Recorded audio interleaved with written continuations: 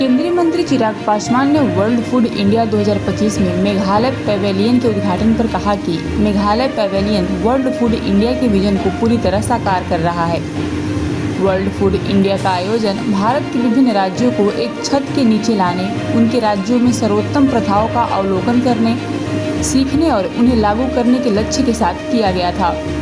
उन्होंने आगे कहा कि इस राज्य ने बहुत अच्छा काम किया है और खाद्य प्रसंस्करण में स्थिरता बनाए रखते हुए जैविक उत्पादों को बढ़ावा देने का सबसे अच्छा उदाहरण प्रस्तुत किया है। मेघालय का पेविलियन मैं मानता हूं कि वर्ल्ड फूड इंडिया की सोच को पूरी तरीके से धरातल पर उतारने का कार्य कर रहा है। वर्ल्ड फूड इंडिया का आयोजन इसी लक्ष्य के साथ किया गया था कि कैसे भारत के अलग अलग राज्य एक दूसरे के साथ आकर एक ही छत के नीचे, एक ही मंच के ऊपर एक दूसरे के राज्यों में किए गए कार्यों को देखें, सीखें, समझें और जो बेस्ट प्रैक्टिसेस हैं उसको अपने अपने राज्य में उतारने का कार्य करें। न सिर्फ नेशनली बल्कि ग्लोबली भी कई देशों का पार्टिसिपेशन भी वर्ल्ड फूड इंडिया में हो रहा है। अलग अलग देशों में क्या नई टेक्नोलॉजीज हैं, क्या इनोवेशंस हैं, क्या स्टार्टअप आइडियाज हैं, उसका एक्सचेंज एक ही मंच के नीचे हो सके। हर स्टेक होल्डर जो कि फूड प्रोसेसिंग इंडस्ट्री के साथ जुड़ा हुआ है, उनको एक साथ एक मंच पे लाने का प्रयास वर्ल्ड फूड इंडिया में किया गया है। आज जब मैं यहाँ पे आया हूँ मेघालय के पेविलियन में, I can't thank my friend, my brother, CM of Meghalaya Conrad enough. इन्होंने, इनके नेतृत्व में मेघालय राज्य ने खास तौर पे प्रोसेसिंग के सेक्टर में जो ग्रोथ देखी है, जो जर्नी देखी है, आई फील सो ब्लेस्ड। यहाँ पे आके सारी चीजों को देखकर एक संतोष की अनुभूति होती है कि राज्य इतना अच्छा कार्य फूड प्रोसेसिंग में सस्टेनेबिलिटी को बरकरार रखते हुए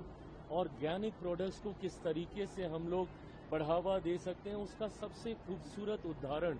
यहाँ पे पेश किया गया है। बस ये मैं विश्वास दिलाता हूँ कि केंद्र सरकार, राज्य सरकार भारत के संघीय ढांचे में ये ईमानदार प्रयास करती है कि हम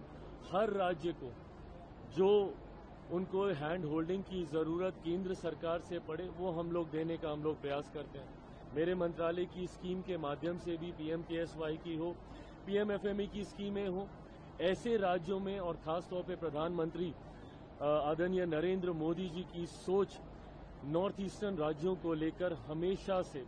बहुत ज़्यादा केयरिंग अप्रोच उनका रहा है। हमारी मंत्रालयों की स्कीम में भी वो